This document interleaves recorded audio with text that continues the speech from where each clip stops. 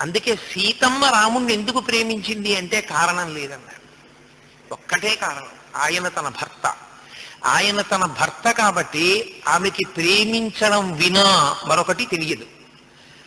జీవితాంతం అంతే సీతమ్మకి తెలుసున్నది. అందుకే సీతమ్మ లాంటి తల్లి, సీతమ్మ లాంటి వ్యక్తి ఇక అసలు ఈ భూప్రపంచంలో ఉండదు.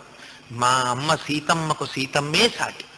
అబ్బా, ఇల్లాలుగా ఆ దాంపత్యం, ఆ పాతివ్రత్యం, ఏమి సహనం, ఏమి మర్యాద.